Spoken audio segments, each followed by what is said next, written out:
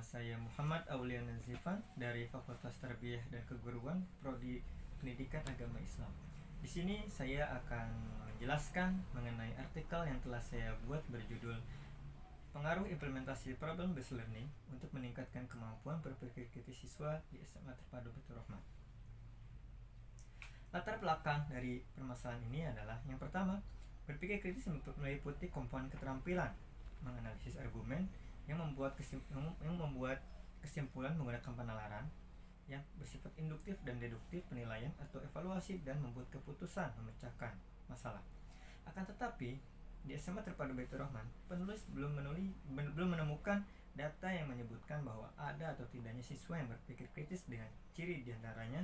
Yang pertama adalah bagaimana cara pola pikir mereka dalam mendeskripsikan masalah. Yang kedua, bagaimana cara mereka menentukan solusi dan evaluasi dari masalah yang mereka dapat. Sehingga perlu diketahui sejauh mana kemampuan berpikir kritis yang dimiliki siswa.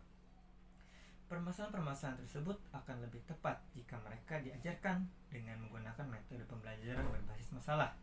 Belajar berdasarkan masalah adalah interaksi antara stimulus dan respon, merupakan hubungan antara dua arah dan lingkungan.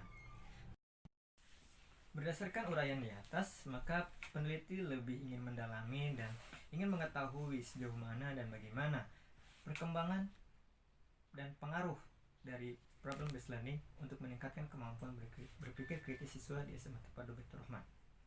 Maka tujuan dari penelitian ini adalah, yang pertama adalah untuk mengetahui bagaimana implementasi di PBL di SMA Terpadu Baitur Rahman. Dan yang kedua, untuk mengetahui bagaimana pengaruh PBL untuk meningkatkan kemampuan berpikir kritis siswa di SMA Terpadu Baitur Rahman. Hasil penelitian dan pembahasan dari penelitian ini, yang pertama adalah alur pelaksanaan implementasi pembelajaran problem based learning. Yang pertama yaitu guru memberikan pretest kepada siswa untuk menguji pengetahuan awal tentang materi tersebut. Dan yang kedua, guru memberikan materi selayaknya pembelajaran seperti biasa, namun dengan menggunakan metode problem based learning selama 2 pertemuan.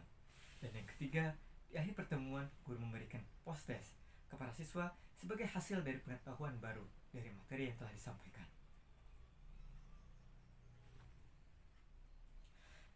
Dan yang kedua, hasil penelitian yang kedua adalah pengaruh problem based learning untuk meningkatkan kemampuan berpikir kritis siswa.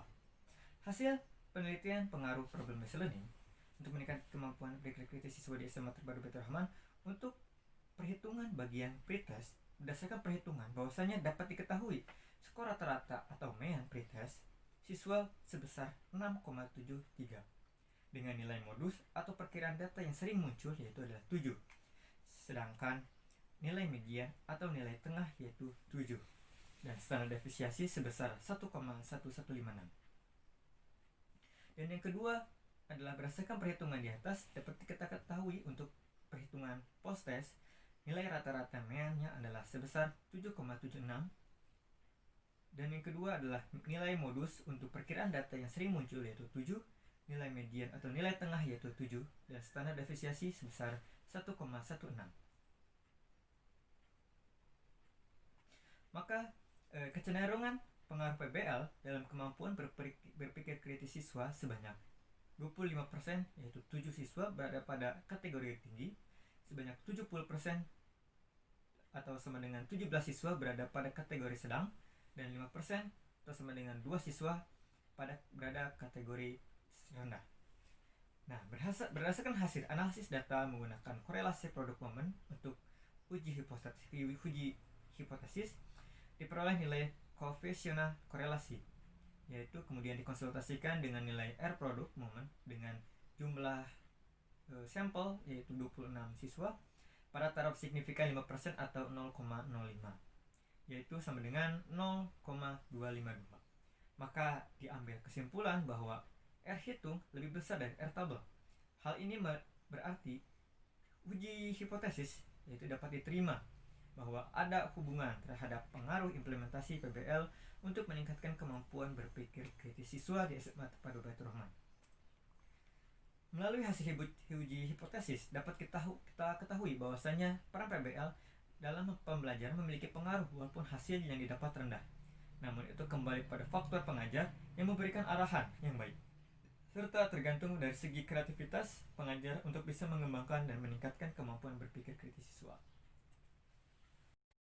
Untuk kesimpulan, yang pertama, kecenderungan variabel pengaruh implementasi dalam meningkatkan kemampuan berpikir kritis siswa yaitu sebanyak 25% atau sama dengan 7 siswa berada pada kategori tinggi, sebanyak 70% atau 17 siswa berada pada kategori sedang, dan 5% atau sama dengan 2 orang siswa berada pada kategori rendah. Yang kedua, kesimpulan kedua yaitu melalui uji hipotesis bahwa kita ketahui bahwasanya peran PBL memiliki pengaruh yang sangat rendah walaupun ada hasilnya. Namun itu kembali pada faktor pengajar yang memberikan arahan yang baik. Mungkin cukup sekian dari saya. Mohon maaf bila ada salah-salah kata. Assalamualaikum warahmatullahi wabarakatuh.